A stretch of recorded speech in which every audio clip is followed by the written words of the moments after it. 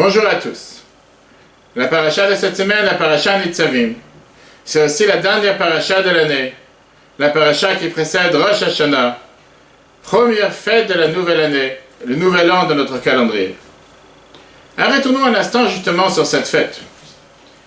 Car tout celui qui a voyagé d'Israël en dehors d'Israël, ou le contraire, c'est qu'il y a toujours le même problème quand on parle de différentes fêtes. Est-ce que nous allons fêter un jour ou 2 jours? C'est très bien qu'en diaspora, on fête chaque fête 2 jours, que ce soit Sukkot, Pesach, Shavuot, alors qu'en Israël, c'est toujours un seul jour de fête. Voilà qu'arrive la fête de Rosh Hashanah. Et là, bizarrement, le monde entier, tout le peuple juif, sans distinction, fête 2 jours. Même en Israël, 2 jours de fête. Comment se fait-il que Rosh Hashanah est différent des autres fêtes? Quelle est la raison derrière? Alors tout d'abord la raison pratique, la raison halachique, qui est que, au temps du temple justement, comment on pouvait savoir comment et quand était le nouveau mois, Rosh Chodesh, ça qui avait ses envoyés, côté de Jérusalem, qui pouvaient voir la nouvelle lune et en fonction décider si la nouvelle lune est apparue aujourd'hui. Donc, le dernier mois, c'était un mois de 29 jours. Si la nouvelle lune a apparu seulement demain, donc, à ce moment-là, le dernier mois, c'était un mois de 30 jours. Et en fonction de comment on pouvait savoir quand est-ce qu'était apparue la nouvelle lune, c'est comme ça qu'on fixait le début du mois. Et de même, comme ça, on pouvait fixer les autres fêtes. Que ce soit la fête de Sukkot, par exemple, qui tombe le 15 du mois. La fête de Pesach, qui tombe aussi le 15 du mois. Shavuot, on n'a pas forcément ce problème puisqu'on sait que c'est toujours 49 jours après le début de Pessah. À l'époque, on n'avait pas ni WhatsApp, ni Facebook, ni les emails, ni les autres moyens de technologie que nous avons aujourd'hui, que nous pouvons faire savoir à l'instantané quand est-ce qu'on a pu voir et quand est-ce qu'a apparu la nouvelle lune dans le ciel pour pouvoir fixer ce nouveau mois. Alors, la solution était d'envoyer des shlichim, d'envoyer des émissaires qu'eux, ils allaient faire savoir dans les différentes villes, les différents endroits, quand est-ce que la nouvelle lune a été vue, et c'est comme ça qu'on pouvait fixer les jours de fête. Le problème se posa particulièrement pour Rosh Hashanah, et particulièrement en Israël, car le fait que Rosh Hashanah, c'est le premier du mois, si la nouvelle lune est apparue aujourd'hui, et aujourd'hui c'est le premier du mois, comment nous allons faire savoir, même en Israël, qu'aujourd'hui nous avons vu la première lune, le premier jour du mois? Du fait qu'on n'avait pas le droit d'envoyer des émissaires qui sortaient en dehors d'un certain périmètre qui est appelé le Troum, en dehors de la ville, en dehors des habitations.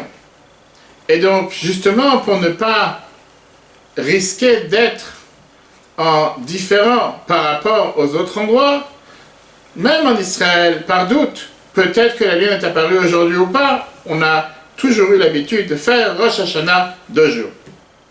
En diaspora, ça ne change pas. Ça, c'était du temps de nos parents, du temps de nos ancêtres, et c'est resté jusqu'à nos jours sans différence du fait que Rosh Hashanah est pratiqué 2 jours, que ce soit en Israël ou en dehors d'Israël. Ça, c'est l'explication halachique.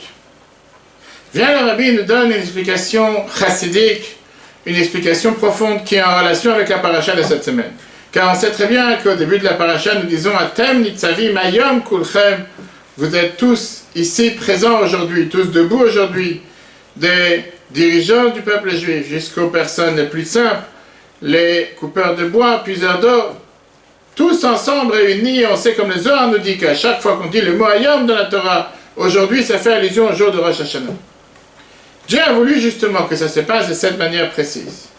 Qu'il n'y ait pas une situation dans laquelle un juif va sonner le chauffard le jour de Rosh Hashanah pour demander à Dieu de couronner Dieu à nouveau comme notre roi pour la nouvelle année, et que son frère ou son ami dans un autre pays va être en train de travailler comme si c'est un jour profane.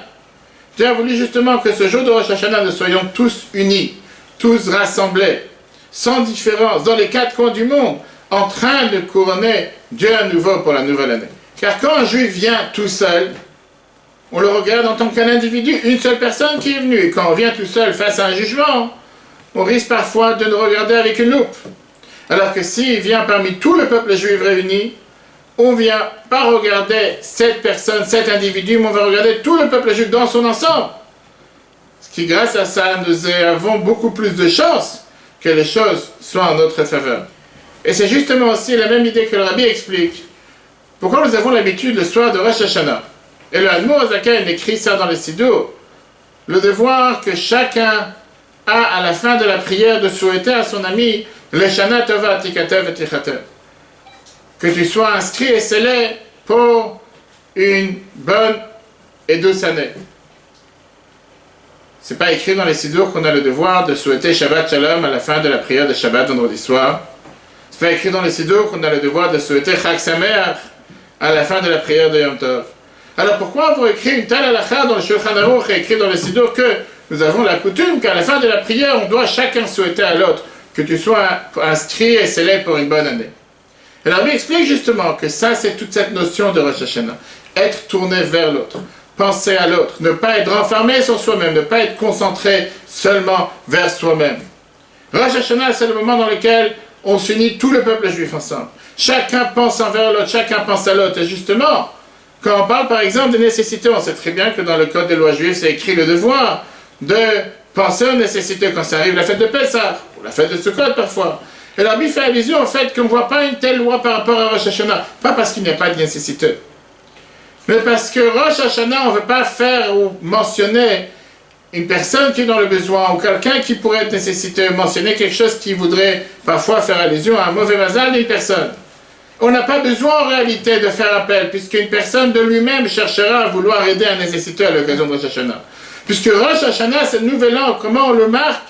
Du fait qu'on est tourné vers l'autre, du fait qu'on pense aux autres, du fait qu'on n'est pas renfermé sur soi-même, du fait qu'on ne pense pas qu'à soi. Et ça, c'est la meilleure manière de se préparer à un nouvel an. Ça, c'est la meilleure manière de pouvoir obtenir une bonne et douce année. En étant focalisé sur l'autre, sur les besoins de l'autre. Qu'est-ce que je peux faire pour améliorer le quotidien d'une autre personne, spirituellement ou matériellement? Pas forcément seulement des nécessités matériellement, ce qui bien sûr il faut aider surtout à l'occasion des fêtes, mais spirituellement parlant, s'inquiéter pour le bien-être d'un autre frère ou sœur juif, savoir s'il est au courant que les fêtes se passent, est-ce qu'il peut être invité pour les fêtes, est-ce qu'il a besoin d'une aide pour savoir comment prier, est-ce qu'il a besoin d'une aide pour savoir comment faire telle ou telle mitzvah. Ça, c'est l'essence et la base même de Rosh Hashanah, et c'est la raison pour laquelle il n'y a pas de différence. Dans le monde entier, Rosh Hashanah est fêté pour tout le peuple juif, 2 jours, partout de la même manière. Le Shana Tova, Tikatevu v'techatemu, que vous soyez inscrits et scellés pour une bonne et douce année. Une année de lumière, une année de joie, une année de santé, une année de prospérité.